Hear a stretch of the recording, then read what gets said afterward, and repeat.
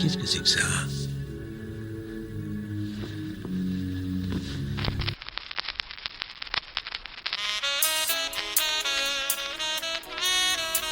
Non, non, non, non, non, non, non.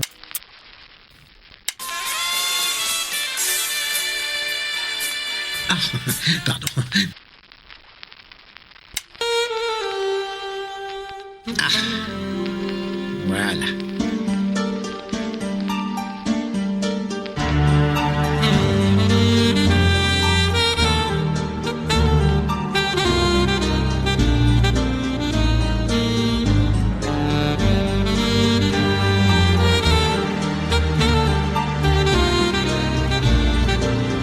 Bonjour et bienvenue pour ce 3e épisode d'Agatha Christie. Si vous nous rejoignez pour la première fois, quelques mots de présentation. Une fois par mois, nous nous réunissons avec un ou deux invités pour parler de l'œuvre de la reine du crime, Agatha Christie.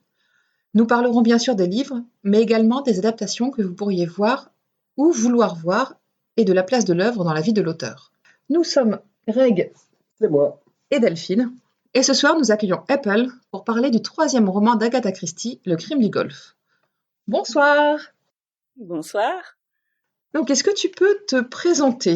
Qui es-tu ? D'où viens-tu ? Et où nos auditeurs pourront-ils te retrouver après cet épisode s'ils le souhaitent ? Alors, je m'appelle Apple, je suis grenobloise à la base, mais je suis exportée à Berlin, et dans la vie, je lis des livres, et au bout d'un moment, je lisais tellement de bons livres dont je voulais parler au monde entier que j'ai décidé de lancer un podcast qui s'appelle La Pause Lecture, où je parle d'un excellent livre par mois. Voilà. Ta dernière recommandation, par exemple ? Ma dernière recommandation, c'est bon, c'était pour le 8 mars. C'était sur Kim Ji-young, né en 1982, de Cho Nam-ju, qui raconte la vie d'une femme coréenne avec toutes les petits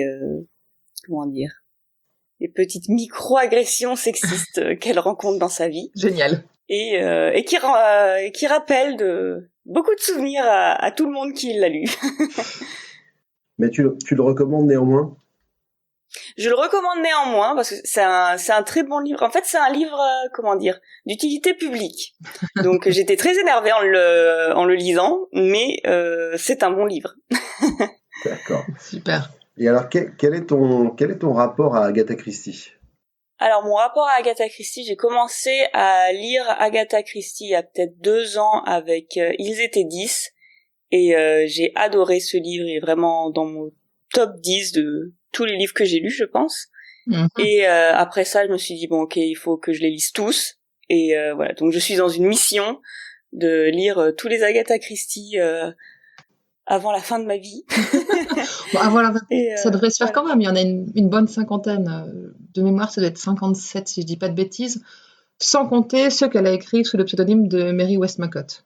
Oui, j'en ai lu une dizaine, donc non, je suis sur la bonne voie.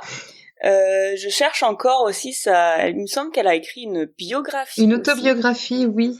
Ouais.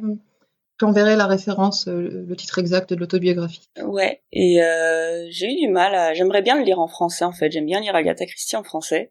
Mm-hmm. Et donc voilà, donc je le cherche. D'accord. Ok, très bien. Donc, l'épisode d'aujourd'hui portera sur le 3e roman publié d'Agatha Christie, Le crime du Golfe. Apple, est-ce que tu avais déjà lu ce livre ? Qu'est-ce que tu en as pensé de manière globale ? Alors non, je l'ai lu rien que pour vous. Enfin, rien que pour vous. À ce moment-là, rien que pour vous, en tout cas. Et ouais, j'étais un peu surprise parce que je pense que j'étais dans un mood un peu difficile, un peu moitié panne de lecture. Et en fait, ouais. D'habitude, les Agatha Christie, je les lu en un seul après-midi, genre un dimanche. Et celui-là, je sais pas, je le lisais, je passais un bon moment, puis je l'oubliais pendant une semaine, tout ça, mais au final, j'en garde un bon souvenir, et c'est surtout en voyant l'adaptation que je me suis rendu compte qu'en fait, je l'avais vraiment bien aimé.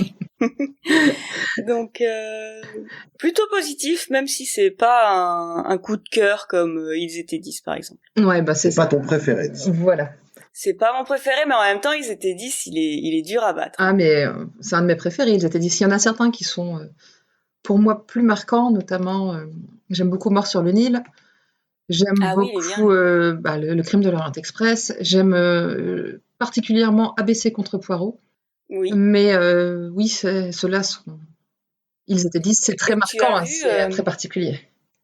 ouais, tu as vu que Mort sur le Nil, il est au ciné en ce moment. Oui, bah, j'en ai pas entendu beaucoup de bien. Je t'avoue que ça me donne pas très envie Ah d'y ouais? aller.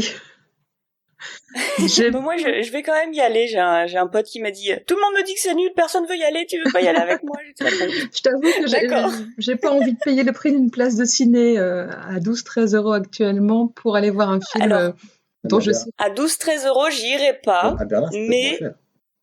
oui, il y a un ciné qui vend les places à 6 euros, donc Oui, ça va, ça tu va, vois. ça passe mieux, c'est clair. J'accepte de voir un film moyen pour 6 euros. Oui, ça passe. Ça passe mieux qu'à 12-13 euros, ouais, effectivement. Exactement. Delphine, veux-tu bien nous présenter l'œuvre? Tout d'abord, un petit pitch rapide, puisqu'on fera un résumé plus complet ensuite. C'est donc le livre commence avec le capitaine Hastings qui rentre en Angleterre après un séjour à Paris et qui rencontre dans le train une mystérieuse jeune fille dont il tombe sous le charme. De retour à Londres, il retrouve son colocataire et ami Hercule Poirot. Ils ont une petite relation à la Holmes et Watson, un peu dans ce livre. Et Poirot a reçu, au petit déjeuner, il ouvre une étrange lettre d'un homme qui habite sur la côte d'Opale, donc en France, qui lui demande son aide. Poirot parvient à déceler l'urgence dans la missive et décide d'accepter le travail qui lui est offert. Il s'embarque avec Hastings pour la France, mais malheureusement, ils arriveront juste à temps pour découvrir le cadavre encore chaud de leur client. Donc c'est un livre qui avait pour titre original Murder on the Links, autant dire que la traduction française du titre est totalement acceptable. Il a été écrit en 1922 et publié en mai 1923 aux éditions Bowley Head au Royaume-Uni, donc qui est l'éditeur d'origine d'Agatha Christie au Royaume-Uni. Et il a été publié en 1932 en France. Ils ont dû faire un gros paquet de publications, puisque pour l'instant, tous ceux dont on parle ont été publiés en 1932, par la librairie des Champs-Élysées. Pour le nombre de pages, l'édition d'origine comportait 247 pages, 256 pages au livre de poche et 181 pages dans mon édition de l'intégrale du Masque, sur le papier Bible tellement fin. Ouais. Si ton compte est bon. Ouais. Et dans mon édition, du coup l'édition du Masque de 2014, il y en a 280. Au format poche. Au format poche. Mais qu'ils ont écrit plus gros, ils ont bien fait. C'est moins frustrant pour les yeux vieillissants. Oh, même les yeux jeunes hein, qui ont besoin de lunettes. Exactement. On n'a pas dit que c'était Agatha 3e Majesty. Non, mais j'ai encore en tête le commentaire de mon ophtalmo, oui, qui m'a dit que je glissais doucement vers la presbytie. Ça m'est resté un peu sur le cœur. Courage. Merci. Courage. La traduction d'origine était de Marc Lauger, donc sur l'édition de 1932. Et elle était faite par Françoise Bouillot pour mon édition du Masque à la librairie des Champs-Élysées. Et donc toi, sur ton édition de poche, je pense, tu disais que les... Non, moi c'est débrouille-toi avec ça. L'éditeur n'existe pas. Ouais, librairie des Champs-Élysées pour la traduction française, voilà. Ouais, donc on ne sait pas... Peut-être que le traducteur n'a pas voulu assumer sa traduction. Bah, elle est normale, sa traduction, donc je vois pas pourquoi. J'ai pas vu trop de bizarreries. Bon, je l'ai pas lu en VO, mais l'histoire est cohérente et correspond au style qu'on connaît. Donc, jusqu'ici, tout va bien. Nous avons donc fini la présentation du livre et c'est donc au tour de Greg de s'exprimer pour son résumé qui sera très très complet. Donc, attention, si vous n'avez pas lu le livre et que vous ne souhaitez pas être spoilé, faites soit pause pour aller lire vite le livre. C'est une pause pour lire un livre. Ouais, il se moque de moi tout le temps, c'est pas bien. Donc faites pause et filez lire le livre avant de reprendre votre écoute, ou bien vous pouvez commencer à écouter et comme on va chapitrer l'épisode, vous pourrez aller au chapitre suivant quand vous estimerez que vous êtes on vous dévoile un peu trop de choses, ou bien même arrêter d'écouter complètement. Quoi. Même si on le souhaite pas, mais bon. Retourner à une vie normale, faire des trucs sympas. Les beaux jours reviennent, un petit peu de jardinage. Ouais. Voilà. On t'écoute. On y va ? On y va. Donc, comme tu l'as dit, l'histoire commence avec Hastings qui, dans le train, rencontre une jeune femme. Il la juge de prime abord manquante de tenue, mais finit par être conquis par le naturel de la jeune femme, qui part rejoindre sa sœur pour un numéro de danseuse qu'elles ont ensemble. Alors qu'ils se quittent, elle finit par se présenter malicieusement à lui sous le pseudonyme de Cendrillon. Quelque temps plus tard, alors qu'il a rejoint Poirot, ce dernier reçoit un télégramme d'un certain Monsieur Renaud qui lui demande son aide séance tenante, évoquant une menace sur sa vie. Poirot et Hastings se hâtent, mais lorsqu'ils parviennent dans le petit village du Boulonnais où réside son futur client, il est hélas déjà trop tard. Renaud a été retrouvé mort poignardé dans le dos et dans une tombe fraîchement creusée. L'inspecteur Bex, que Poirot a déjà rencontré, ainsi que le juge Hautet sont déjà sur l'affaire. Ils semblent intrigués de la requête du défunt. Poirot demande à participer à l'enquête, ce qui lui est accordé. Il commence alors à rassembler les indices avec cette méthode qui désarçonne toujours Ronan Hastings. C'est clair, oui. On retrouve encore Hastings qui pense avoir trouvé les choses, deviné, et puis Poirot qui lui donne une petite indication, et Hastings il fait « Non, mais c'est pas possible, comment il a pu trouver ça, quoi ?» J'aime bien ce fonctionnement. C'est vrai que même dans ceux où il n'y a pas Hastings, on se dit mais il sort ces trucs du chapeau, quoi. Enfin, ouais, et puis c'est juste impossible de deviner, en fait. Mais là il va passer un niveau en déduction impossible. J'en parlerai un petit peu plus loin. Il y a un élément qui je me dis ouais là Ça va chercher loin. Voilà, il est juste visionnaire, quoi. Il a un pouvoir spécial, c'est qu'il élimine naturellement les faux indices pour se concentrer sur les vrais, et ça c'est vachement balèze. Ah ouais, mais là, quand même. Le duo ne tarde pas à rencontrer l'inspecteur Giraud, enquêteur de talent qui voit d'un mauvais œil l'implication de Poirot. Il rencontre également les Daubreuil, dont le visage de la mère est familier à Poirot, ainsi que sa fille Marthe, qui semble très curieuse de l'affaire. Hastings retrouve également Cendrillon, la jeune fille du train, elle aussi très curieuse de l'affaire. Il accepte au mépris de tout professionnalisme de montrer le cadavre à la jeune femme, et elle manque défaillir. Oui. C'est un bon chevalier servant, Hastings, il va lui chercher un verre d'eau. Oui, bah à la fin, c'est un nigaud. Franchement, il m'a énervé. C'est un nigaud. Là, mais... en fait, toutes les bêtises qui sont possibles de faire. Oui, non, mais c'est ça, c'est même plus de la naïveté, là, c'est de la bêtise. Enfin, c'est... Je sais qu'en 1930, on n'était pas encore au point où tout ce qui était médecine légale, mais quand même. Non, mais on peut expliquer le succès d'espionne genre Mata Hari quand elle tombait sur des gens comme Hastings, tu vois. Non, c'est ça. Tu peux me donner des informations? Oh, bah, c'est une femme, allez, vas-y, je te donne tout, vas-y, fais-toi plaisir. Bref. Les méthodes et théories de Giraud s'opposent à celles de Poirot, et d'ailleurs, les deux hommes ne s'entendent guère. Poirot part pour Paris, chiffonné par cette affaire qui lui en rappelle bizarrement une autre. Pendant son absence, un nouveau cadavre est découvert dans l'abri de jardin. Poignardé lui aussi. Ah là là. Et poignardé avec le même couteau. Poignardé avec le même couteau, comment est-ce possible?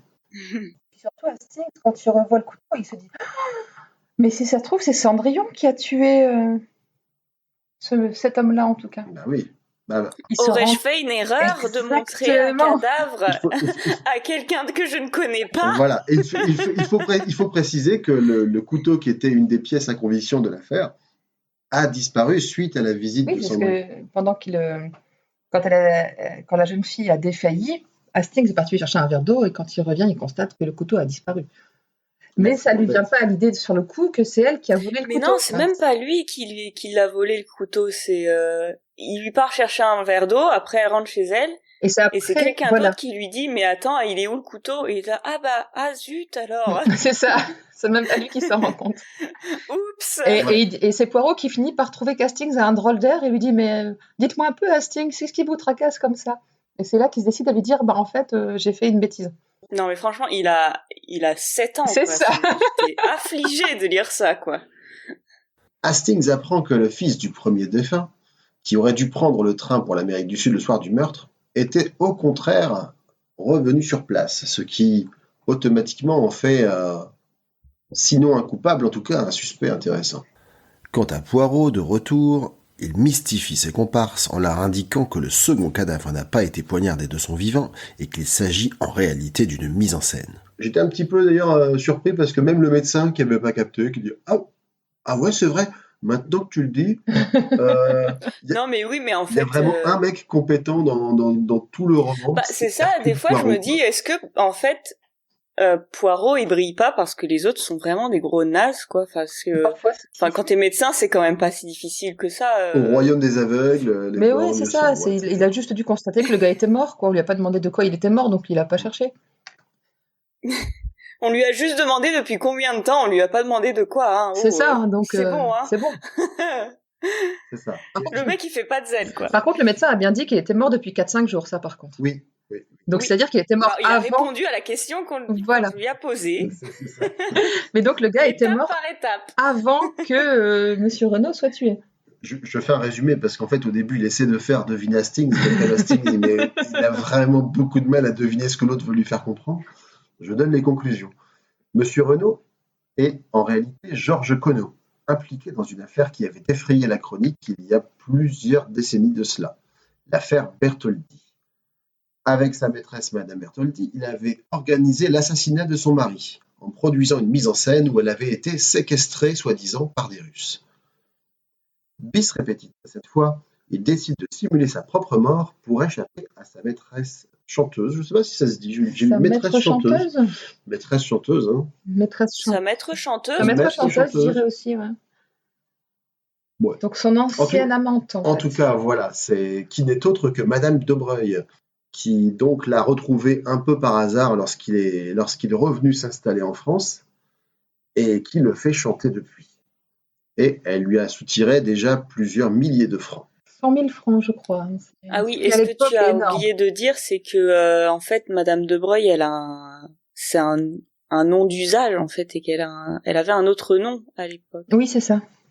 Bah, c'était Madame Bertoldi, Oui, Voilà. tout à fait. c'est ça.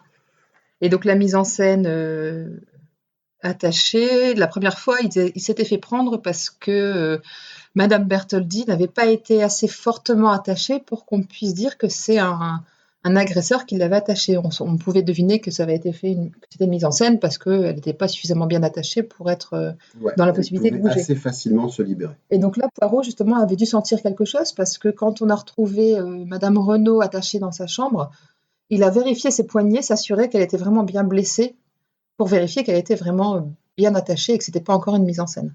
Alors que c'en était une. Le second cadavre est celui d'un cheminot avec qui il a eu maille à partir et décédé d'une crise d'épilepsie durant la dispute.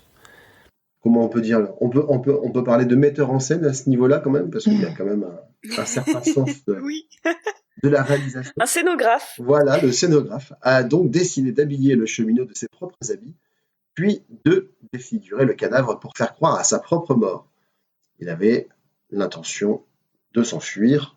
Oui, de partir avec sa femme, retourner certainement en Amérique du Sud ou quelque Voilà. chose comme ça pour se protéger de Madame Pour arrêter de Bertoldi. se faire ponctionner. Mais alors qu'il creusait la tombe, il a été assassiné pour de bon. Mais par qui? Là où je dis que Poirot a quand même des pouvoirs presque paranormaux, c'est par rapport à l'utilisation de ce fameux tuyau de plomb. J'ai pas tout compris. Bah, en fait, le tuyau de plomb, Ah si, c'était pour le défigurer. c'était pour le défigurer, mais du coup, il s'en est pas servi. Mais Poirot, il est tellement fort qu'il arrive à déterminer des objets qui n'ont pas servi pour un meurtre. Bah oui, mais c'était pas logique qu'il soit là sur ce terrain de golf en Ça construction aurait pu être dans la n'importe quoi, tombe. ça aurait pu être pour... Il a trouvé un tuyau de se plomb servir dans la du tombe, truc. c'est que ça a servi à quelque chose. Mais, bah, Et que ça devait servir à quelque chose.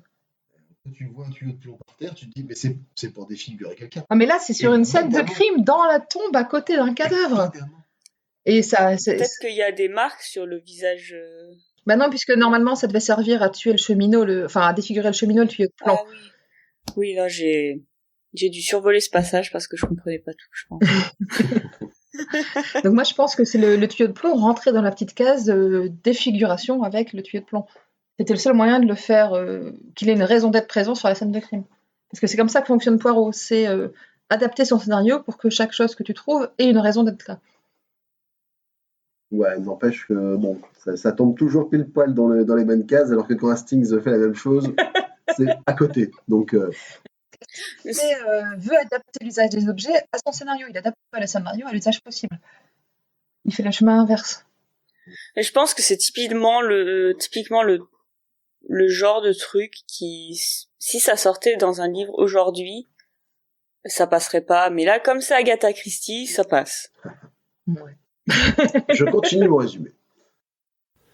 Hastings et Poirot retournent à Londres pour remettre la main sur Bella Devine, qui n'est autre que la Cendrillon de Hastings. En tout cas, c'est ce qu'ils croient. Donc Bella Devine, qui est une personne qui a écrit une lettre d'amour. Dans un premier temps, on pensait que c'était adressé à Monsieur Renaud, dans laquelle elle menaçait de le tuer s'il ne lui revenait pas. Et pour finir, comme Poirot se rend compte qu'il y a eu une inversion de par-dessus entre les deux hommes, il comprend que c'est le par-dessus du fils donc de Jack Renaud, et que c'était donc Bella Devine était la maîtresse de Jack Renaud à un moment. Ils vont la voir en spectacle, et Hastings la retrouve un peu plus tard en coulisses, alors qu'il lui dit qu'il la pense coupable d'avoir tué Monsieur Renaud en pensant s'en prendre au fils, Jack.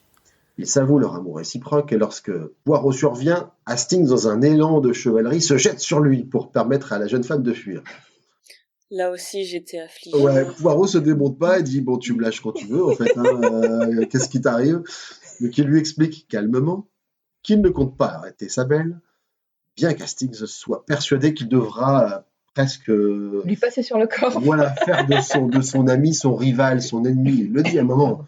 Voilà, vous réalisez qu'on est ennemis maintenant. Ouais, moyen. Mais j'ai trouvé que Poirot, il était quand même vachement zen. Enfin, Toujours. en fait, c'est comme si, genre, il prenait tellement pas Hastings au sérieux il prend même pas la peine d'être un peu en colère ou passablement agacé contre lui, quoi. Je crois que c'est quelque chose qu'il aime plutôt bien chez Hastings, son côté un peu chevaleresque, même s'il sait que ça peut le pousser des fois à faire des choses un peu surprenantes, on va dire. Comme il dit souvent venez voir Papa Poirot, confiez-vous à lui. Il a un côté très fleur bleue et les histoires d'amour, ça lui plaît, quoi. Donc il est très content de voir son ami Hastings amoureux et peut-être de se dire aussi qu'il sera débarrassé de ce boulet pour ses prochaines enquêtes, quoi.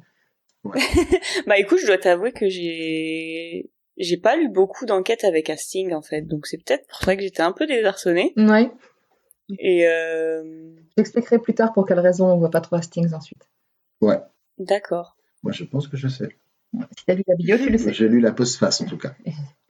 Jack Renaud a été arrêté parce qu'il constitue, selon l'inspecteur Giraud, le coupable parfait. Donc Giraud, qui est un inspecteur très attaché aux indices physiques, qui lui fait justement coller le scénario aux indices qu'il a trouvés au lieu de chercher comment les indices peuvent entrer dans son scénario. Enfin bref. C'est deux méthodes complètement opposées entre les deux détectives et il y a une certaine rivalité entre eux qui est assez savoureuse, je trouve.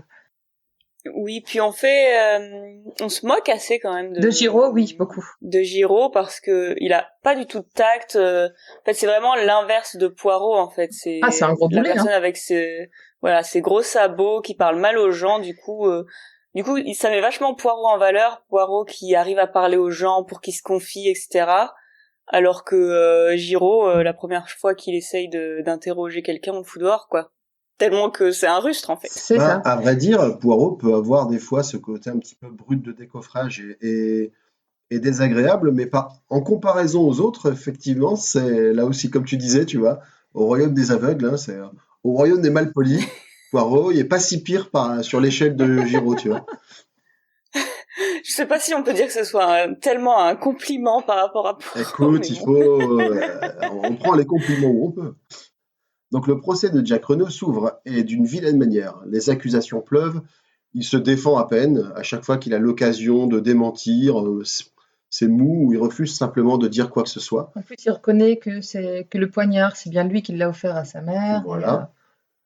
Et alors qu'il s'avère acquis que Jack va être déféré, une jeune femme se présentant comme Bella Devine vient se constituer prisonnière.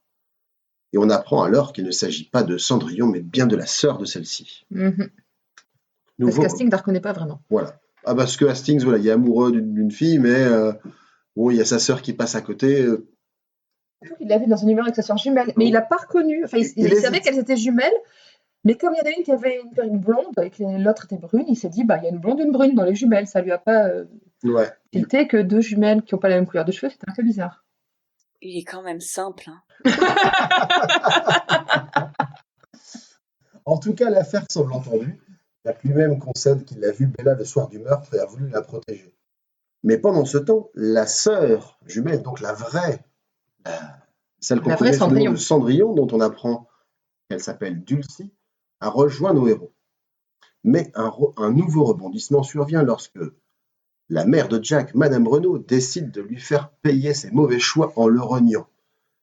Jack part se réfugier chez Marthe, sous la surveillance de Poirot. Marthe, je ne sais pas si j'en ai déjà parlé, mais c'est la fille de Madame Dobreuil. Qui est l'amoureuse transie de Jack Renaud jusqu'à là. Tout à fait. La nuit apporte toutefois son lot d'événements. Un cri survient chez Madame Renaud et Poirot et sa bande tentent d'intervenir, semblant sur le point d'échouer. Mais Dulcie, qui les accompagne, parvient à s'introduire dans la maison et à sauver sa propriétaire d'une nouvelle tentative de meurtre, de la part de Marthe, qui laisse toutefois sa vie. Il sera démontré que c'est elle qui a assassiné Renaud pour récupérer sa fortune par mariage avec son fils, et qui comptait bien également tuer la mère pour accélérer encore la chose. Donc il y a une espèce d'association de malfaiteurs entre Madame Dobreuil, qui faisait chanter le père pour leur association passée, et comme Renaud avait essayé de lui échapper et qu'elle ne pouvait plus le soudoyer, elles ont décidé de passer à la vitesse supérieure. Enfin, même si dans les meurtres, la mère n'est pas explicitement dit qu'elle est impliquée, on pense quand même qu'elle file un coup de main à sa fille. Et Je suppose, notamment. Oui, elle est dans le coup, c'est Voilà. sa complice. Hein. Elle est dans le coup puisque c'est elle qui fait qui se met en ombre à la fenêtre pour que Poirot pense que Marthe était dans sa chambre quand il est reparti faire le guet devant la maison des Renaud. En tout cas, elle ne sera pas inquiétée parce qu'elle va disparaître à la fin de l'affaire.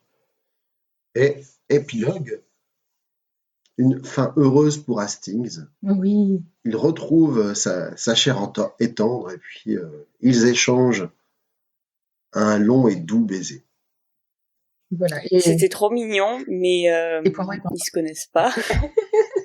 Ah ouais, moi j'ai trouvé que c'était c'est rapide, hein. La manière dont ils tombent amoureux et où ils se disent vraiment, mais moi je t'aime. Ah, tu pensais que j'aimais Jack, mais alors, mais je l'aime pas comme je t'aime toi. Mais attends, vous êtes vus 2 fois. Mais c'est ça. Oui, mais bon, mais je t'aime. Enfin, c'est quand même. Enfin, ça veut dire quelque chose, quoi. On peut dire. Moi, à la place, j'aurais dit, j'ai très envie de te revoir, j'ai envie d'apprendre à te connaître, tout ça. Mais là, non, c'est je t'aime, marions-nous, pas le time, quoi. On est dans les années 20 déjà, et je pense que ce genre de mariage par sentiment, parce qu'on s'aime, et non parce que ça arrange les familles, notamment dans la bonne société, ça devait pas être si courant que ça. Et donc je suppose que ça devait être le comble du romantisme à l'époque, de tomber amoureux au premier regard, et de se marier, d'avoir la possibilité de le faire. Oui, alors, pour ceux qui nous écoutent, ne vous mariez pas à quelqu'un que vous avez vu 2 fois. On est bien d'accord. Vraiment les filles, votre absence de romantisme me désole. Voilà. Moi, non, mais après... allez-y, mariez-vous. C'est génial. On recommence la scène de non-demande en mariage qu'on a fait pendant Mr. Brown. Non mais nous, ça fait plus que 2 fois qu'on s'est vu, c'est trop tard. Oui, là, c'est Il aurait fallu que je te demande en mariage tout de suite. Là, ça n'a plus aucun intérêt maintenant. Là, ça fait... Non, puis en plus, je trouve ça un peu risqué parce qu'il me semble que dans les années 30, 20, le divorce n'était pas très bien vu, donc quand même, faut quand même être vachement sûr de son coup de foudre quand même. Mais en Angleterre, ça faisait quand même un certain temps qu'on pouvait divorcer relativement facilement. Ah oui, c'est vrai, grâce à leur roi. À leur roi Henri VIII, donc ça remonte. Ouais. Ça devait être au XVIe siècle, il me semble, Henri VIII, ou 15e, je sais plus. Ah ouais. Donc, ces eaux-là, ouais. Donc ça fait quand même 500 ans qu'on divorce en Angleterre. Henri VIII, c'était au XVIe, puisque c'est à l'époque de François Ier. Donc c'était au XVIe, oui. Voilà. Donc ça fait 500 ans qu'on divorce en Angleterre. C'est bon, tout le monde a l'habitude maintenant. Bah écoute, ils sont en avance, c'est bien. C'est bien pour eux. Comme quoi, pour pouvoir profiter d'une avancée sociale, il suffit juste d'avoir un roi qui avait un intérêt personnel. Exactement. C'est pratique. Il faut couper quelques têtes, si j'ose dire. Ouais. Maintenant, ça se règle un peu plus à l'amiable. Heureusement, on n'en est pas tous là, quoi. Ce serait un peu plus compliqué. C'est clair. On revient sur le roman. Qu'est-ce que vous en avez pensé globalement ? Alors, je l'avais lu une première fois il y a donc très longtemps et j'en avais gardé plutôt un bon souvenir. Le relire, j'y ai pris plaisir. Je l'ai beaucoup aimé aussi encore. Par contre, je me rends compte que je devais être très naïve aussi à l'époque où je l'ai lu, parce que pour moi, Hastings ne me paraissait pas aussi bené que maintenant. Je me rends compte au fur et à mesure que je lis les histoires d'Agatha Christie que ce personnage d'Hastings, c'est vraiment surtout un faire-valoir pour Poirot, et je trouve ça un peu dommage malgré tout.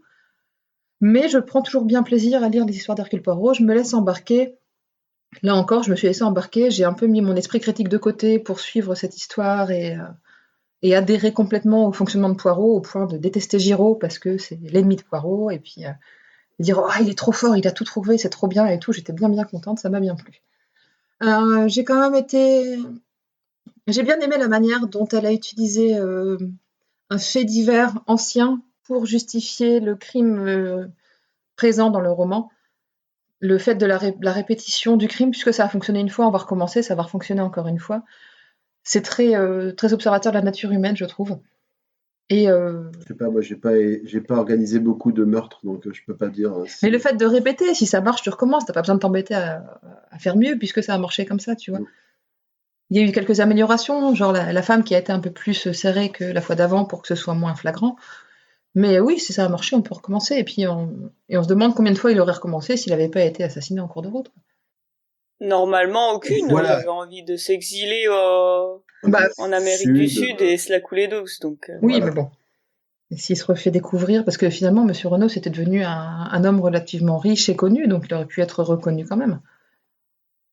Oui, mais au final, en fait, dans le livre, il dit qu'il parle pas de son enfance, tout ça. C'est vrai. Au final, avant Poirot, on arrivait bien enfin, il avait bien caché son jeu, au final. C'est vrai. Comme quoi, je dis, je mets vraiment mon esprit critique de côté quand je lis un de ses livres. Et toi, Apple, qu'est-ce que t'en as pensé de ce roman? Eh ben, écoute, Tu peux, ça y est, c'est hyper compliqué. Voilà, j'allais dire, tu peux donner un avis plus nuancé, voilà, ou plus plus franc. nuancé, plus développé que ce que tu as fait tout à l'heure. Bah écoute, c'est bizarre parce que j'aime bien ce livre. Vraiment, j'ai de l'affection pour cette histoire, mais je vois vraiment tous les défauts en fait. Mhm. Et je pourrais vraiment te faire une liste de défauts qui te ferait penser, mais en fait t'as pas aimé le livre. Mais si, j'ai vraiment bien aimé le livre. Mais voilà, Tu peux. j'ai trouvé que l'histoire d'amour, elle sortait un peu de nulle part entre Hastings et Cendrillon. Là, oui, c'est clair. Enfin, on sait que Hastings c'est un cœur d'artichaut, mais Cendrillon, elle est pas mieux au final. Enfin, j'ai trouvé que c'était une bonne idée, le fait de revenir sur un fait divers passé, mais j'ai trouvé que c'était mal amené. J'avais l'impression qu'au final, limite, elle savait pas comment le placer. Elle s'est dit, tiens, je vais mettre là, et puis comme ça m'arrange bien. Et j'ai trouvé ça dommage parce que c'était vraiment une bonne idée en fait. Mais voilà, un peu sorti du chapeau. J'ai trouvé que Giraud, il était très bien comme personnage de méchant. Je l'aimais pas du tout. Et voilà, après, voilà, le fait que Hastings soit vraiment un simplet, j'ai trouvé ça limite un peu, comment dire. Parce qu'en fait, tu peux être un peu bête, mais quand même suivre les règles de base de la confidentialité, en fait. Et lui, il est tellement amoureux de quelqu'un qu'il connaît pas qu'il oublie tout ça. Comment dire ? Si ça avait été une relation un peu plus poussée, j'aurais pu mieux comprendre, mais là, ça lui donne vraiment l'air d'être quelqu'un qui a aucune conscience de ce qu'il fait, quoi. Ils ont quand même passé 2 heures ensemble dans un train à discuter, c'est pas rien. C'est une éternité. On connaît très bien les gens. C'était pour la... Mais surtout que la fille, elle est louche, tu vois. Elle lui donne pas son nom, elle lui ment sur son nom d'hôtel. Enfin, c'est tu vois. Elle est louche, mais elle est jolie. Elle Il faut est jolie. que tu comprennes ça. Oui. Elle est jolie, ça lui suffit. Écoute. Voilà, c'est tout. Hastings a juste besoin de ça. Ouais. Non. Bah écoute, il y en a qui ont de la chance, hein, qu'est-ce que je te dis. Parce que tu aimerais tomber sur un Hastings, c'est ça, un gars qui te dirait, voilà, je vous trouve magnifique, vous pourrez faire de moi absolument tout ce que vous voulez. Plus Hastings qui a de la chance, tu vois, où tu sais, tu vois quelqu'un de beau et voilà, t'es heureux, t'as besoin de rien d'autre, quoi. Alors après, ça lui a valu quelques déconvenues dans le premier roman d'Agatha Christie, La mystérieuse affaire de Styles, hein, parce que il y avait 2-3 jolies filles dans la maisonnée où ils livraient leur enquête, et puis il était il était amouraché de toutes. Parce que la première, dès qu'il la voyait avec un autre homme, il était un peu jaloux. Il y en a une autre qui vient lui confier une peine de cœur, enfin pas une peine de cœur d'ailleurs à Non, l'époque. non, C'était, enfin, l'inquiétude quant à son avenir parce qu'elle voilà, une pensait être inquiétude, et puis déshéritée. il lui dit, bon, allez-y, quoi, je vous épouse, cash, banco. Et elle lui dit, Et il y a eu dit, faites attention à Stings, un jour peut-être que quelqu'un acceptera. voilà. Donc tu vois, il n'en était pas à son coup d'essai. Hein. Ouais, et là il est tombé sur quelqu'un qui a accepté. Ouais, mais non, mais oui, du coup, il m'énervait pendant tout le roman, puis je sais pas, à la fin, j'ai fini par le trouver un peu mignon, et puis il a ce côté un peu Don Quichotte, tu vois, celui qui veut bien faire, mais il est complètement à côté de la plaque. Ouais.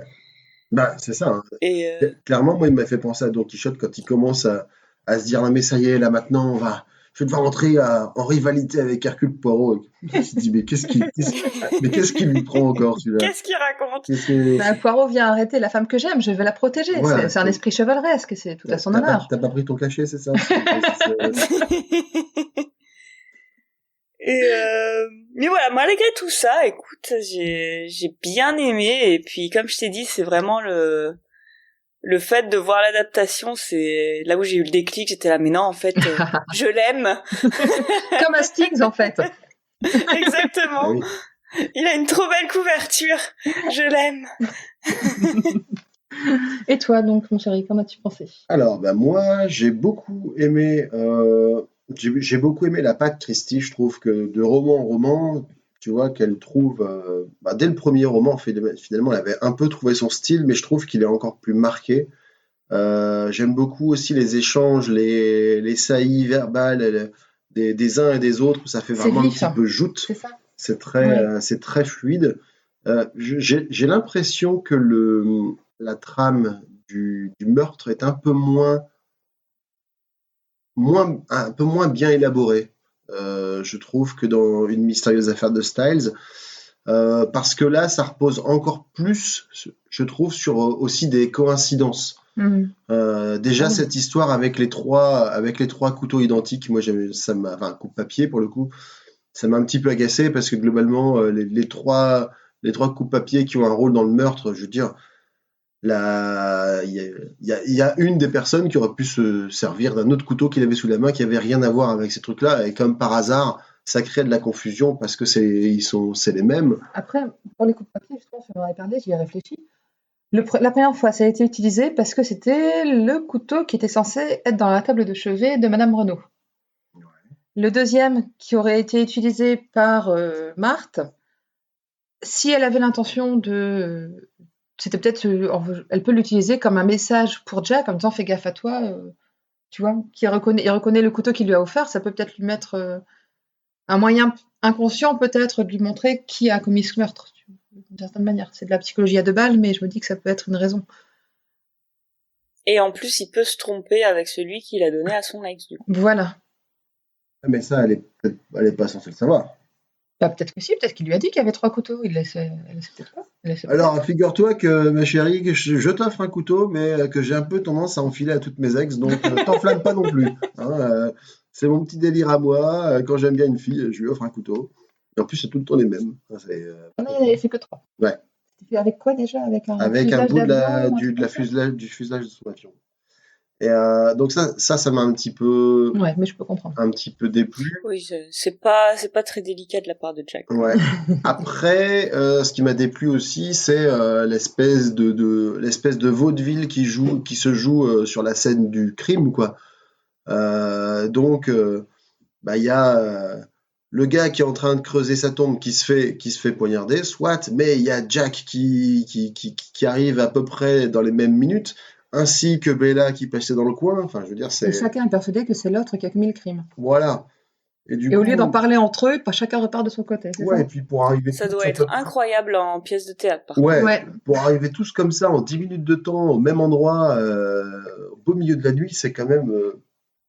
Mais c'est parce que c'est le chemin le plus court pour aller de la ville jusqu'à la villa. Ouais, mais il fallait encore avoir besoin d'aller à la villa ou de repartir. Bah, Jack avait besoin de partir de la maison de son père pour aller dans la maison de Marthe, ou l'inverse d'ailleurs, je ne sais plus dans quel sens ça marchait. J'ai bien compris, mais le tout dans 10 minutes. Oui, par contre, c'est clair que le timing Voilà. est pas mal. Donc ça, voilà, ça m'a un petit peu. Je me suis dit, c'est quiproquo en série. C'est pas ce que j'ai préféré, mais par contre, j'aime bien les personnages. J'aime bien la manière quand même dont est construite l'intrigue. Et puis je trouve que le couple Poirot-Hastings c'est vite installé. Et je trouve peut-être Poirot un peu moins méchant Avec Hastings. dans celui-là que dans le premier roman. Il y a un peu plus de tendresse. Même des fois où il félicite Hastings, alors que dans le premier, même quand il voulait lui faire un compliment, il lui a envoyé une basket dans la tronche, quoi. Donc voilà, mon avis sur D'accord. globalement positif quand même. J'ai passé Oui, un oui. bon moment. Et en plus, pour une fois, j'ai vu l'adaptation avant de finir le roman. Donc c'était assez rigolo de prendre le parti inverse pour déconstruire ce que j'avais vu Ben oui. et compléter avec l'histoire, parce qu'on en reparlera un petit peu plus tard, mais il y a quand même pas mal de divergences, Ouais. même si ça reste une adaptation fidèle, il y a quand même pas mal de divergences avec le bouquin. Mais oui, et je lui disais, mais c'est pas comme ça dans le livre, fais pas attention, c'est pas comme ça, tu verras. J'ai bien raison. Ah, tu fais partie de ces gens qui parlent pendant les films pour dire que c'est pas pareil dans le livre. Mais non, mais c'est parce qu'il s'indignait en disant non, mais franchement, c'est d'accord. pourri, quoi. Donc je disais, bah Oui, ouais, parce que mais le livre, c'est pas comme ça, tu verras. ouais, dès le début, Hastings, j'étais là, mais Hastings, mais fais un effort, quoi, je veux dire, arrête de faire ton joli cœur. Bref, donc abordons maintenant la place de l'œuvre dans la vie d'Agatha Christie. C'est la Delphine, partie bio. Qu'est-ce que tu as à en dire? Ah ben, j'ai pas mal quelques petites choses. Vas-y. Donc je vous avais laissé là, sur le dernier épisode en 1921, en fin d'année, en vous disant que Agatha et Archie allaient partir pour un tour du monde. Excuse-moi, c'est son premier ou son deuxième mari, Archie? Son premier. D'accord. C'est son premier, c'est celui dont elle est tombée amoureuse juste avant la guerre. Et ils se sont mariés pendant la guerre en urgence au moment de Noël. En Noël 1914, donc vraiment au début de la guerre. Ok. Donc là, ça fait 7 ans qu'ils sont mariés, mais ça doit faire 2 ans qu'ils ont une vraie vie de couple et ils ont eu une petite fille. Non, un peu plus que 2 ans du coup. Donc Agatha et Archie vivent la vie d'une famille londonienne aisée, où monsieur travaille et madame s'occupe de la maison et de la famille. Enfin, dans le cas des Christies, madame s'occupe de la maison et laisse la nurse s'occuper de sa fille. C'est pas qu'elle aime pas sa fille Rosalind, elle l'aime profondément. Mais comme elle le dit elle-même, le temps passé à faire la vaisselle ou à passer le balai lui est plus profitable que celui à faire la conversation à la petite de 4 ans. Elle peut pendant ce temps-là laisser son esprit et son imagination courir, chose impossible au parc à surveiller une petite fille par exemple. C'est une conception des choses, qu'on partage ou pas, mais je peux comprendre. Pour avoir 2 enfants, c'est vrai que l'esprit n'est pas très disponible quand on est avec eux. Oui, mais au final, en fait, elle bosse. Elle bosse, oui, complètement. Mais à cette époque-là, madame bossait pas dans une famille aisée, c'était pas forcément concevable. Il y avait la nurse qui s'occupait des enfants et madame vaquait à ses occupations. Donc finalement, elle reproduit le schéma, mais tout en étant... Enfin, ce que je voulais dire, c'est que c'est pas parce qu'elle laisse la nurse s'occuper de sa fille qu'elle ne l'aime pas et qu'elle ne veut pas s'en occuper. C'est juste que ça correspond pas à son mode de vie. Oui, bon, écoute. Et donc on la comprend aussi. Ah oui, complètement. En fin d'année 1921, Archie retrouve le major Bletcher, qui avait été son professeur, et qui lui propose de l'accompagner. En fait, Bletcher est le type bien opportuniste, qui, s'il peut bosser le moins possible, le fait, en confiant à un subalterne la tâche de faire son travail. Et c'est exactement ce qu'il va faire avec Archie. Donc Bletcher est censé faire un tour des dominions de l'Empire britannique pour préparer une exposition sur les produits de l'Empire britannique, qui devrait avoir lieu en 1924. Et donc il prévoit de partir pendant une dizaine de mois en 1922, faire ce petit tour des dominions, récolter les infos dont il aura besoin, et il propose à Archie d'être son assistant. Archie hésite, mais Agatha, elle, lui dit « Vas-y, on fonce, c'est l'occasion de voyager. » Elle rêve que de ça, de voyager. Donc, ils acceptent la proposition. Et en plus, c'est plutôt bien payé. Donc, ça permettra de s'offrir notamment des petites vacances dont Agatha rêve dans certains endroits qui la font rêver. Ils décident de laisser leur fille Rosalind avec Madge, la sœur d'Agatha, et également, de temps en temps, la garde de Carla, la mère d'Agatha, qui commence à avoir sa santé déclinée. Agatha est très enthousiaste à l'idée du voyage, ça lui permettra de découvrir des lieux inconnus, dont le seul nom la fait rêver, comme Honolulu. Et d'ailleurs, elle prévoit de passer quelques temps de vacances là-bas avec son mari au milieu du séjour. Ça a été négocié avec le major Bletcher, il n'y a pas de souci, ils le rejoindront pour la suite du voyage. Son enthousiasme est un peu calmé parce qu'elle a un terrible mal de mer dès qu'elle met le pied sur un bateau. Donc quand la traversée est longue de quelques semaines, elle se remet sur à peu près le milieu du trajet et ça lui permet de profiter de la vie à bord. Mais sur les trajets courts en bateau, elle souffre horriblement, elle passe son temps à être malade, elle profite de rien du tout, elle reste en cabine tout le temps. Notamment au début de la traversée, quand ils partent d'Angleterre, c'est le RMS Kildoman Castle. Je trouve ça hallucinant, le nom Castle, quoi. C'est un château, il part dans un château sur l'eau. J'aime beaucoup ce petit nom. Donc, arrivée en Afrique du Sud, forcément, ça se passe un peu mieux pour Agatha, les pieds sur terre, la terre ferme, et elle profite, elle vit les soirées de l'ambassadeur, on va dire, elle découvre le monde. Les Ferrero Rocher. Exactement, tout ça. Et puis surtout, elle s'initie aux joies du surf. Elle découvre le surf et c'est une des premières femmes surfeuses. Elle aimait vraiment ça, c'était une passion.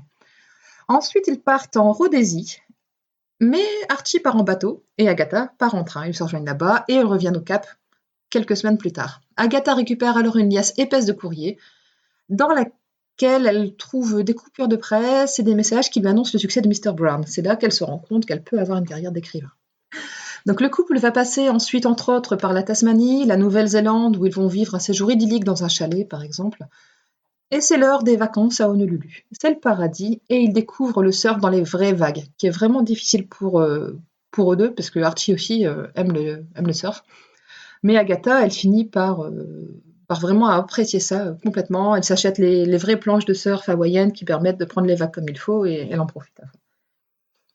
De retour vers l'Amérique du Nord, Agatha Christie laisse son mari et le major Bletcher partir vers le Canada et elle va à New York retrouver sa marraine et elle va profiter de la belle société new-yorkaise et les meilleurs restaurants de la ville. Elle va vivre sa meilleure vie, ça va être un super moment. Par contre, les finances commencent à être bien attaquées et elle va devoir rejoindre son mari pour repartir vers l'Angleterre. Ils ne pourront pas trop prolonger leur séjour. Excuse-moi, Oui. Je fais un petit aparté, mais je trouve ça incroyable.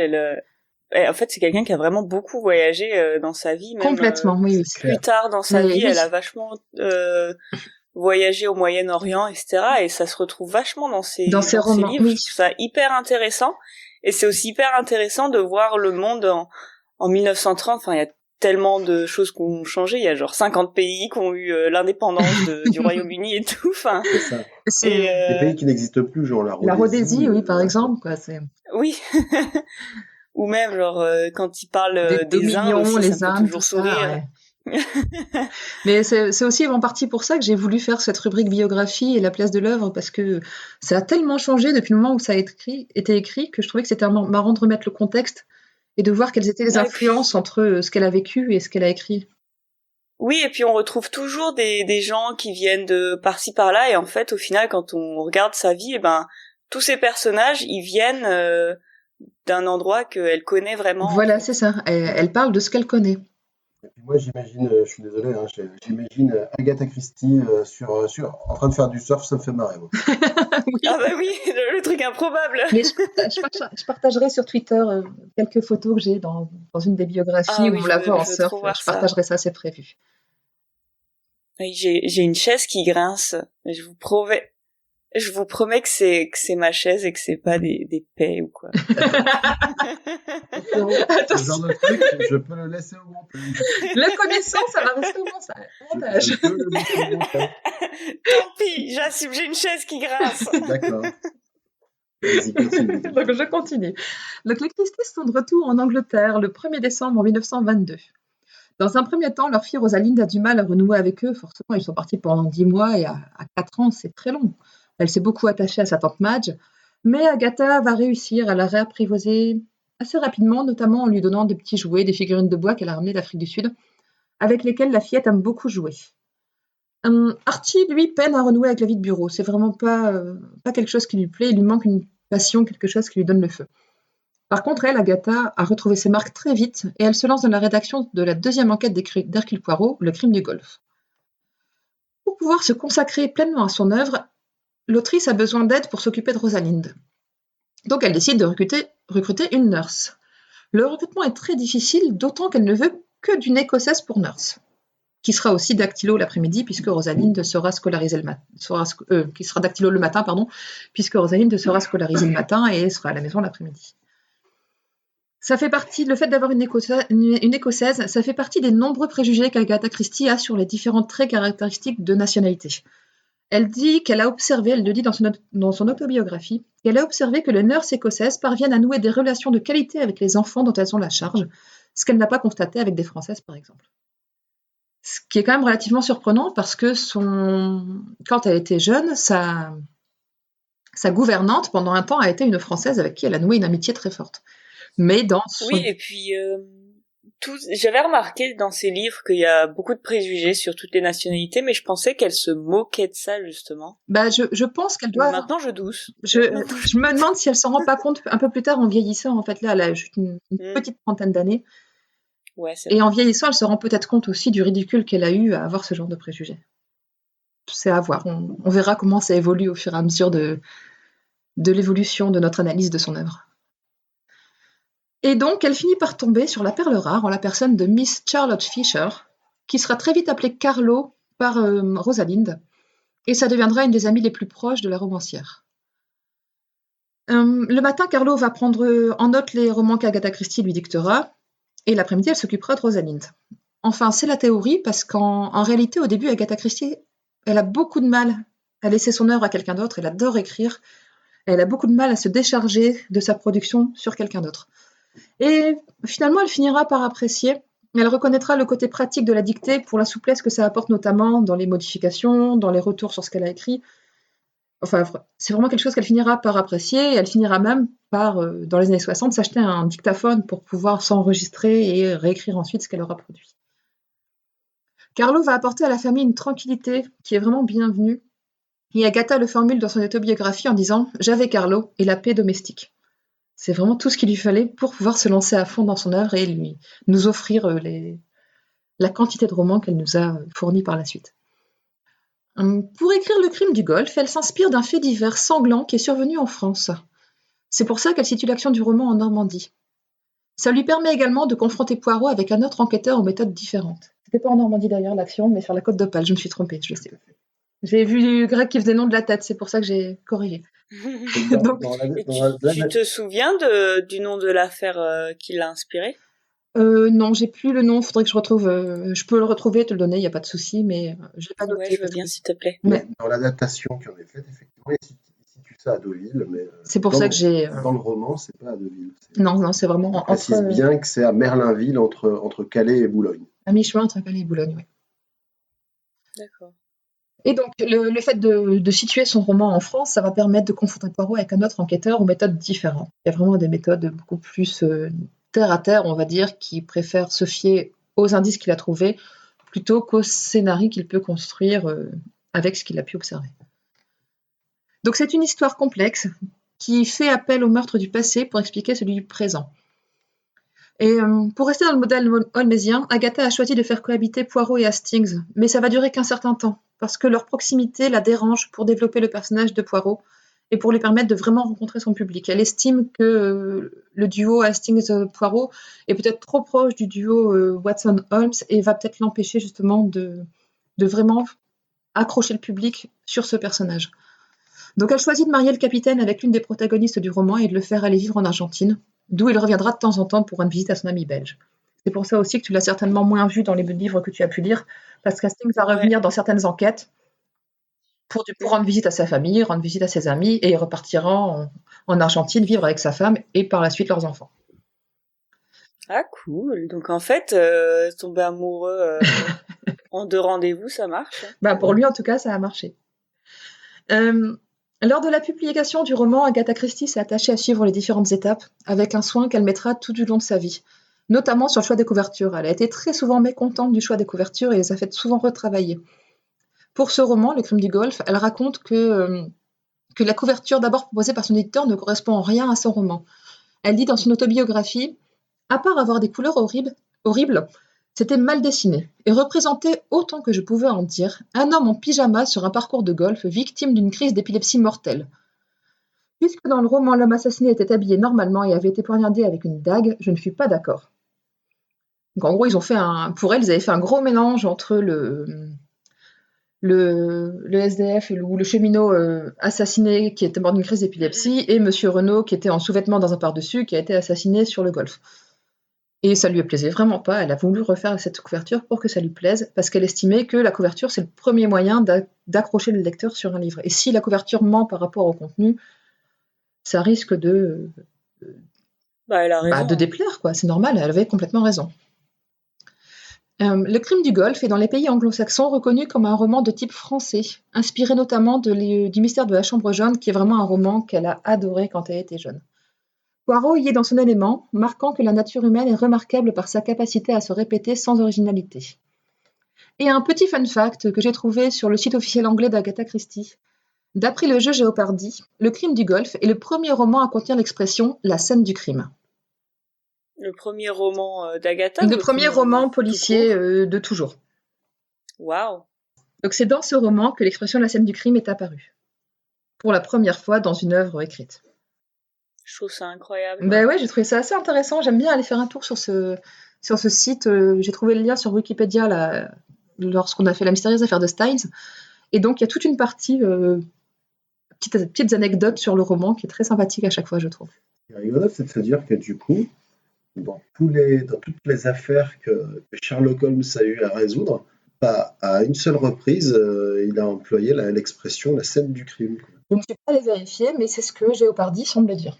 Le jeu Jeopardy. Alors que maintenant, on n'imaginerait limite même pas un roman policier sans les mots « la scène du crime ». Complètement, le moindre téléfilm qu'il y a sur TF1 avec une histoire de meurtre, tu trouveras toujours ce terme-là. Ouais. C'est devenu un lieu commun, quoi. Mais ouais, complètement.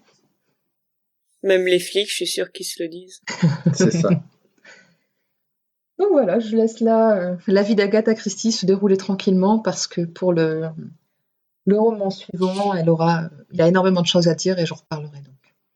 Donc on va aborder maintenant les adaptations. Les adaptations de cette œuvre, on en a vu 2 de notre côté. La première est évidemment l'adaptation avec David Suchet. Voilà, mais avant ça, je précise juste qu'il existe quelques adaptations du crime du Golfe, notamment un feuilleton radiophonique de 1990 avec la voix de John Moffat pour jouer Poirot, qui apparemment était un habitué de ce rôle-là, en fait. Il y a également une bande dessinée de François Rivière pour le scénario et Marc Piskic au dessin. Et au niveau cinématographique, les principales adaptations sont donc des téléfilms, et nous en avons vu 2, nous, pour notre part, et je pense toi, Apple, tu en as vu 1, c'est ça? Ouais. Donc notamment, comme tu disais, la série Agatha Christie. La fameuse série avec Suchet. David Suchet, tout à fait. Voilà, et Hugh Fraser dans le rôle de Hastings. Ouais. Donc c'est plutôt fidèle au roman original. Il y a quand même des simplifications, comme ce qu'on avait pu voir dans La mystérieuse affaire de Styles. Là, il y a une grosse simplification qui enlève une petite partie du mystère qui est que dans cette histoire-là, il n'y a pas de jumelles. Ah oui. Oui, et du coup, c'est encore plus bizarre le fait qu'ils finissent ensemble à moi, ça m'a... et la chanteuse. Ça m'a vraiment surpris et c'est pour ça que j'ai trouvé ça mieux dans le roman. Parce que c'est vrai que, à la limite que 2 sœurs soient impliquées dans la même affaire, indirectement, pourquoi pas, mais surtout que là, c'est un peu plus éthique, on va dire, de voir que c'est pas la même femme qui passe de l'un à l'autre. Oui. Voilà, qui est avec le frère et puis qui avait menacé à un moment de tuer le gars s'il allait avec une autre femme et puis qui finalement rencontre Hastings et puis qui oublie complètement son amour précédent, quoi. Oui, et puis surtout qu'en fait, on passe d'une scène où en gros ils se regardent avec des grands yeux pleins d'étoiles et tout, en mode j'allais me faire pendre pour te protéger, quoi. C'est ça. Et après, il y a Poirot qui va lui je sais pas, prendre le thé chez elle, et après, scène de bisous avec Hastings. Je sais pas ce qu'il lui a raconté. C'est ça. Ouais. Mais il est persuasif, le Poirot. La vache. Mais Poirot, c'est un messager de l'amour. C'est comme ça, c'est... C'est Cupidon, même, hein. Ouais, il y a des petites ailes dans le dos, c'est parce qu'on ne le voit pas, mais il est plutôt efficace. Hein. Ouais, bah je vois ça, j'étais là, bah déjà que c'était un peu léger comme histoire d'amour. Ouais. Ah, mais là, celle-là encore plus, ouais. Quoique dans le film, vraiment, ils ont plusieurs dates, etc. Bon, Oui. ils ont des rencarts, ils ont au moins 3 rencarts dans le téléfilm. C'est ça. Oui, quand même, ils ont quand même plusieurs rendez-vous. Largement de quoi se marier. Ouais, Oui, c'est ça. mais il y a un autre truc que j'ai pas compris, c'est que le père, en fait, ils disent que c'est son beau-père. Oui, Et je me suis dit, j'ai pas compris peut-être pourquoi qu'il y a non une plus. explication, et en fait, ils livrent aucune explication, je vois pas ce que ça change que ce soit un beau-père, je pense en fait. Pour une question d'héritage, peut-être. Il rattrape le coup de la mystérieuse affaire de Styles, où normalement la belle-mère était devenue la belle-mère des mère. enfants, là, c'était leur mère. Donc en fait, voilà. Du coup, ils se trompent 2 fois au lieu d'une, quoi. Ils ont voulu rattraper les wagons. Finalement, c'est pour expliquer pourquoi c'est elle, la mère qui hérite et pas le fils. Ben, c'est parce que c'est sa femme et c'est pas le fils, c'est pas le fils de Monsieur Renaud dans cette histoire-là, donc c'est pas lui qui va hériter directement puisque c'est que son beau-fils. Oui, mais bon, apparemment, dans les héritages, tu peux faire ce que tu veux. Ou est-ce que c'est pas pour amener plus facilement des soupçons sur le fils? Pour dire, voilà, c'est entre guillemets, c'est que son beau-fils. Moins surprenant d'assassiner son beau-père que son père naturel, quoi. Pour moi, choqué. Ouais, j'étais un peu frustrée de ça. Moi, ce qui m'a fait bizarre aussi, après avoir lu le roman, c'est de voir que là, il y a quand même une grosse différence, c'est que en fait, Hastings et Poirot sont déjà sur place, et que c'est le mort qui leur confie la mission de protection, avant de mourir, quoi. Quand même. Et d'ailleurs, le meurtre arrive, j'ai trouvé vachement tard dans l'adaptation par rapport au roman. Oui. Mais par contre, j'ai trouvé que c'était mieux amené l'histoire du meurtre, du premier meurtre dans le passé, quoi. Oui. Parce que voilà, dans le livre, je trouvais que ça sortait vraiment de nulle part, et là, en fait, on explique que c'était une histoire connue, tout ça, et ensuite on a 20 ans plus tard Poirot qui arrive à Deauville. C'est ça, dans l'introduction de l'épisode, c'est elle est bien, ouais, c'est l'épisode des informations qu'on voyait au cinéma où on explique cette histoire de meurtre mise en scène. Et un autre truc, j'ai trouvé que les gens étaient vraiment beaux dans ce téléfilm. Non mais toute la génération des enfants, la Marthe, Jack et même la chanteuse, ils sont tous vraiment magnifiques, quoi. Ils ont mieux assuré que dans la mystérieuse affaire de Styles, ils ont trouvé que les personnages qui étaient censés être vraiment magnifiques, ils étaient finalement assez communs. Enfin, en tout cas, on n'avait pas été chavirés par... Après, là, c'est la saison 6 de la série, donc il y avait certainement... La série était plus connue et je suppose qu'au casting, il y a peut-être eu plus de choses. Ah, tu penses que ça coûte plus cher d'embaucher des jambos, c'est ça? Non, qu'il y avait plus de choix au niveau du casting. Là, on n'a pas de sous. J'ai dit qu'il y avait plus de choix au niveau du casting parce que comme la série était plus connue, les gens avaient plus envie de jouer dedans. D'accord. Tout de suite. J'ai cru que t'allais dire. Là, on a un budget cajot. Alors là, c'est... préparer les costumes, on n'a pas le temps d'embaucher des beaux. Oui, c'est elle qui est super belle, c'est pas grave, elle n'est pas aussi belle que ça fera l'affaire. Tout de suite. Non, mais franchement... Et même David Suchet, du coup c'était la première fois que je regardais une adaptation de Poirot tout court, ouais. Et ça m'a fait penser à toi Delphine, au premier épisode, tu disais mais en fait c'est Poirot quoi, enfin. Ah oui, mais et je trouvais, c'est lui, c'est... Et il a des yeux incroyables aussi, j'ai trouvé. Mais cette tête en forme d'œuf. Il joue bien, oui. Et il joue bien aussi. Elle dit souvent dans les livres qu'il a un petit regard malicieux. Ouais. Et ça se voit vachement bien dans l'adaptation. Mais complètement, mais dès le début, quoi. Il a toujours eu cet air qui colle au personnage. De toute façon, c'est son grand rôle, Hercule Poirot. Et tu l'as regardé en VO ou tu l'as regardé en version française? Alors, je l'ai regardé en version française, mais pour tout vous avouer, je l'ai regardé, j'étais en train de bosser. J'avais un truc hyper chiant et long à faire. Ouais. Donc, je me suis dit, c'est parfait. Ça va me tenir compagnie. Et je me suis dit, pour un téléfilm, il dure presque 2 heures. C'est ça, ouais. Ouais, c'est des films à part entière, en fait. Chaque épisode, c'est vraiment un film. Ouais. Non, puis c'est des longs films quand même, 2 heures. Dans les années 90, les films, en général, ils diraient plutôt 1h30. C'est assez récent que les films durent 2 heures, 2 heures et demie. Mais comme je pense que c'est parce qu'ils prennent le temps de vraiment bien suivre le roman et de s'adapter. Et comme c'est un roman de 200 pages, tu fais pas ça en 1 heure. Oui, de toute façon, il y a pas de moment où tu te dirais ils auraient pu couper 10 minutes par-ci, 10 minutes par-là. On avait bien besoin de cette heure 45, quoi. C'est ça, ouais. Et après, du coup, ouais, on avait commencé à écouter des petites bribes en VO, mais comme il n'y avait pas les sous-titres avec Quand on regardait sur le... quand on regardait sur l'ordinateur, du coup, on a mis en VF et puis bon, la On est VF, tellement habitué à la voix de... voilà, la voix de Roger Carrel. Roger Et puis Carrel, c'est ça. Hastings aussi, qui a quand même la voix, je l'avais pas précisé la dernière fois, qui a quand même la voix de Maxwell Sheffield, quoi. Si tu l'avais dit la dernière fois déjà. Non, j'avais dit qu'il y avait un acteur qui ressemble à Maxwell Ah oui, Sheffield. d'accord. Mais là, Et donc c'est la voix de Monsieur mais Sheffield. là, c'est la Oui. voix de Monsieur Sheffield de Hastings. Donc, pour les connaisseurs, une minute d'enfer. Voilà. Hastings a la voix de Monsieur Sheffield. Ah oui, c'était Tommy qui ressemblait à Monsieur Sheffield. C'est Tommy ça. Beresford. Après, est-ce que vous avez encore d'autres choses à dire sur l'adaptation en elle-même? Des Sur choses cette que vous aviez notées? adaptation, bah, le Un beau-fils, autre truc cette que histoire de j'ai- course cycliste ajoutée, je vois pas ce que ça va Ah apporter. oui, pourquoi? Oui, j'ai pas compris non plus cette histoire. Mais j'ai trouvé par contre que le golf avait une place vachement plus importante dans le téléfilm que dans le livre. Mais je pense Aussi. que c'est Le livre, franchement, il aurait pu se passer n'importe où, on s'en foutait un peu. Ouais, mais c'est le golf, c'est juste l'endroit où Ouais. il a prévu de se faire enterrer pour se faire retrouver rapidement. Et Enfin, de se faire enterrer. De faire enterrer le corps qui lui ressemblait à peu près en carrure. Pour qu'on le retrouve Oui, rapidement. oui, et mais qu'on- du coup, dans le téléfilm, il y a Hastings qui est passionné de golf Ouais, et tout, ouais, ouais. il y a plein de... Il joue vachement au golf. Bon, il est nul, hein, mais... mais il adore. Et d'ailleurs, là, c'est lui qui découvre C'est lui qui découvre le cadavre. corps, ouais, Donc, ouais. ça fait quand même Oui, une sacrée oui, différence par rapport au roman. Il y a ça, il y a le fait que il emmène, je trouvais ça encore pire en fait, qu'il emmène Bella au poste de police pour lui montrer les pièces à conviction. C'est pas juste Bella qui est hyper curieuse, qui dit ah, j'aimerais quand même bien voir le corps, machin. Non, c'est carrément, il l'emmène de lui-même voir les pièces à conviction. Ah oui, il dit, ah, ça vous dirait de voir une scène de crime? Mais c'est ça quoi. Son game, c'est ça, c'est sa technique de drague, c'est montrer des cadavres avec les cheveux. C'est vrai que la première fois, dans le Et ça a bouquin, marché. c'est, je Et travaille ça a avec Hercule marché. Poirot, c'est ça qui fait que Oui.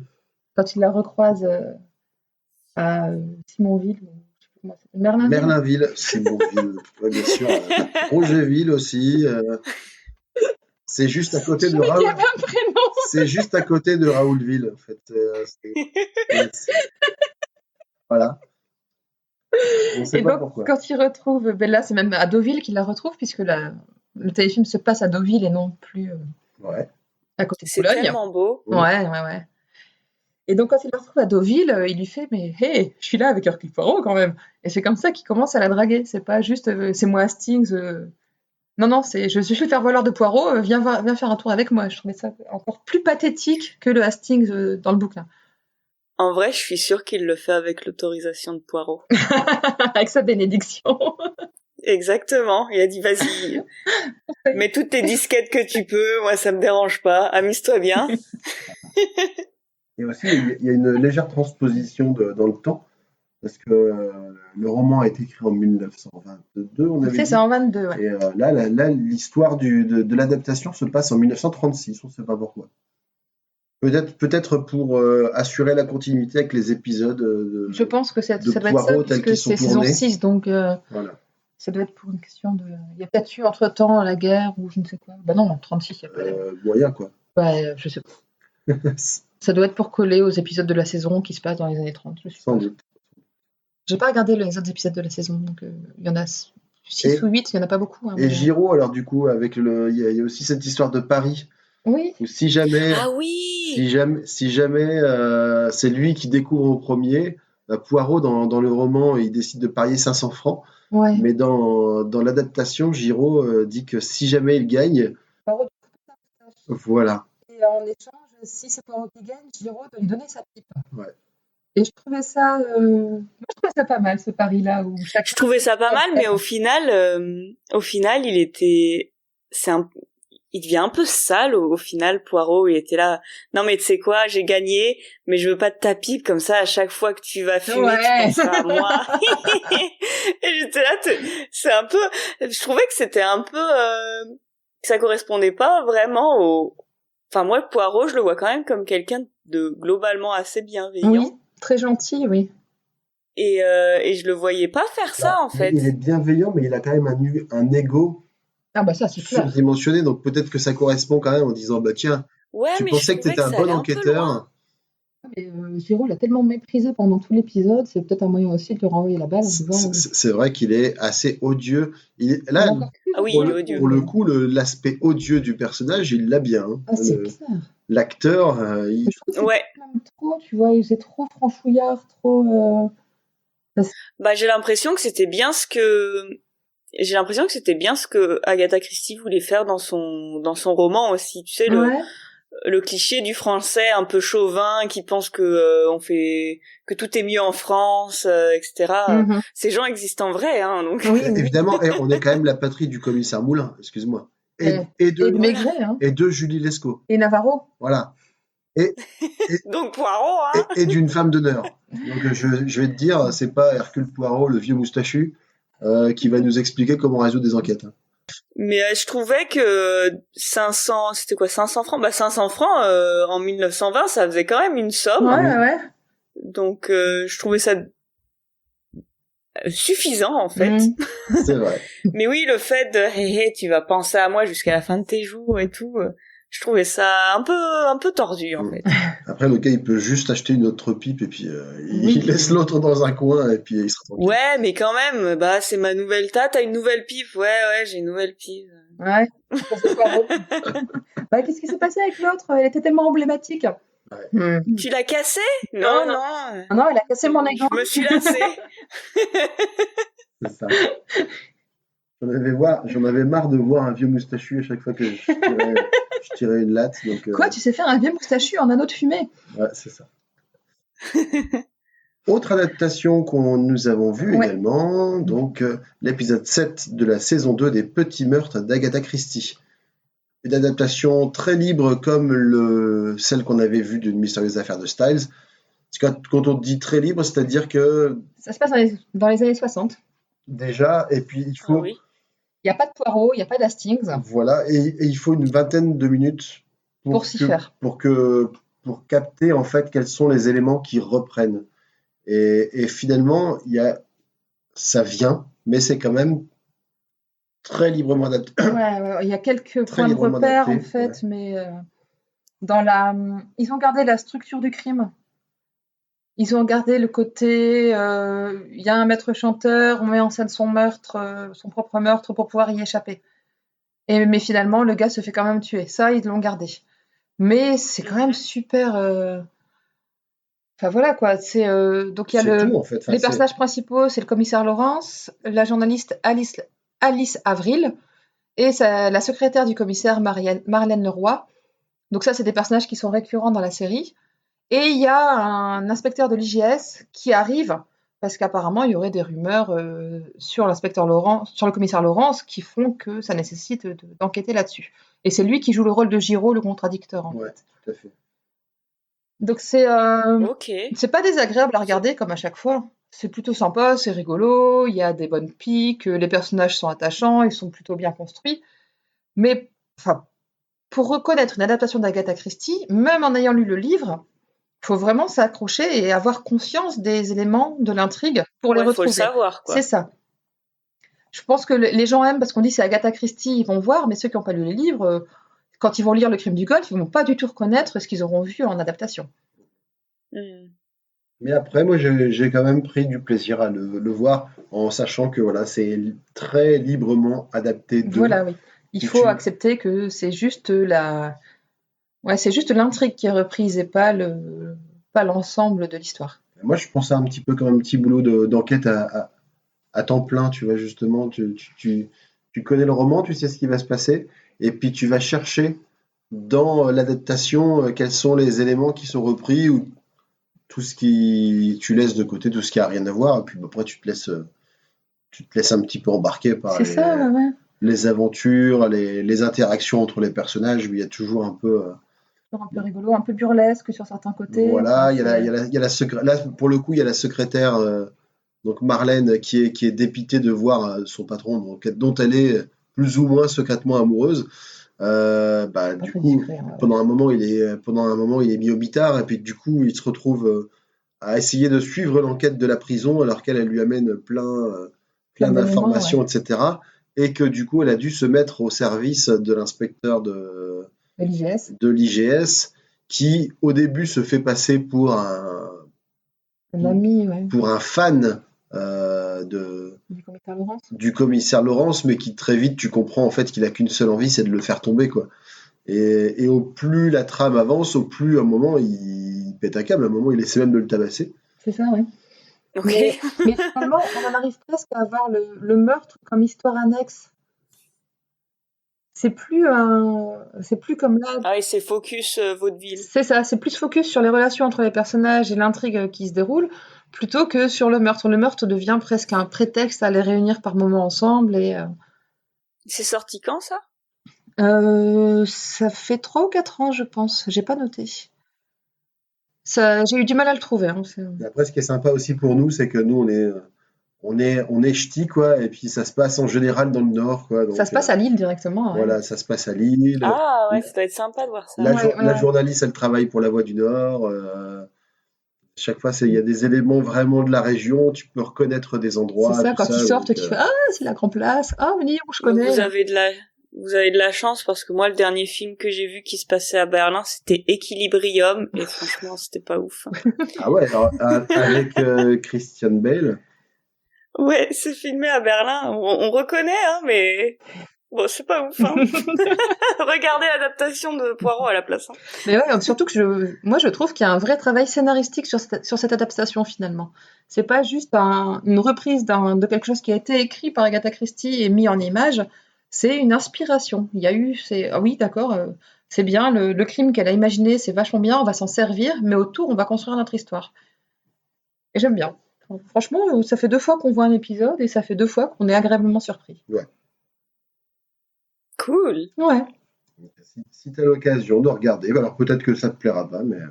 Oui, bah en fait, si c'est dit de but en blanc, librement inspiré, bon, Mais bah, je pense c'est pas librement inspiré, hein, c'est la vie. Hein. C'est pas écrit dans le générique inspiré du crime du Golfe, mais juste inspiré justement. C'est pas.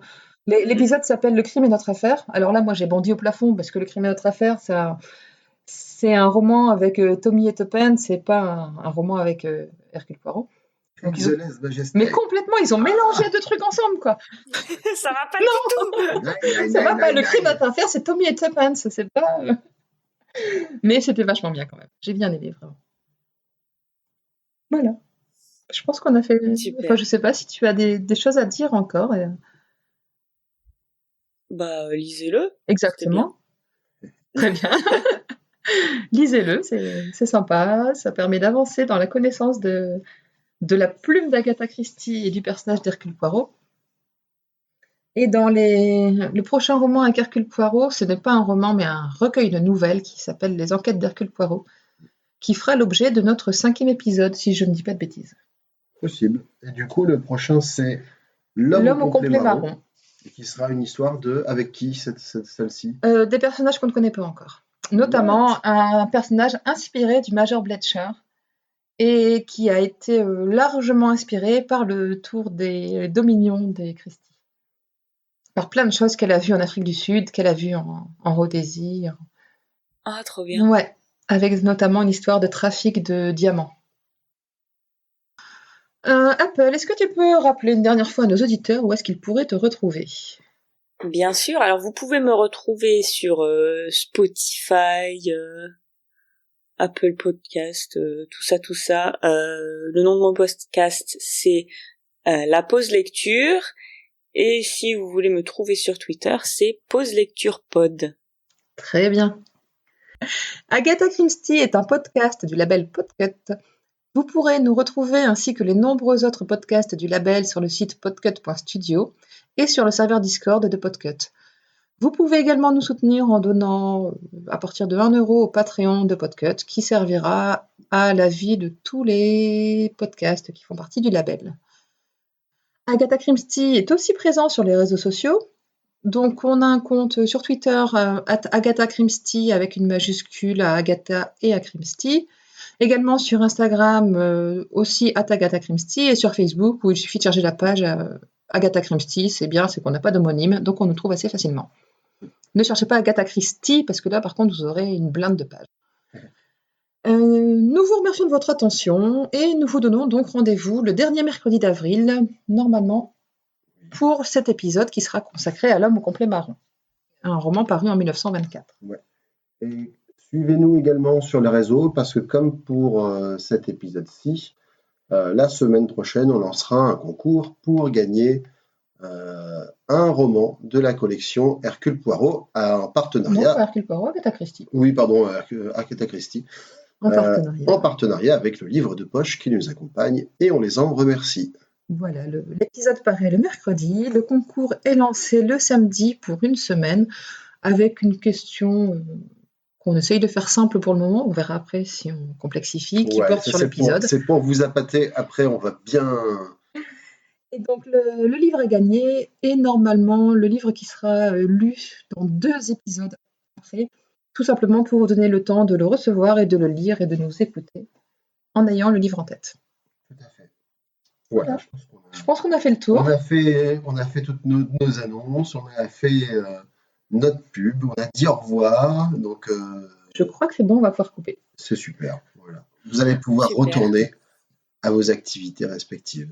Voilà, merci. Retournez lire. Ouais, C'est ça, par exactement. Retournez lire le prochain, comme ça vous avez de l'avance. Allez lire le mot complet marron, on vous attend. En tout cas, merci beaucoup pour ta participation, Apple. C'était très agréable. Bah, merci de m'avoir reçu. C'était super pour moi aussi. C'est top. Et à bientôt tout le monde. Merci à tous. Salut. Merci, au revoir. Au revoir. Ah oui, ces petites cellules grises ont fait du bon travail aujourd'hui.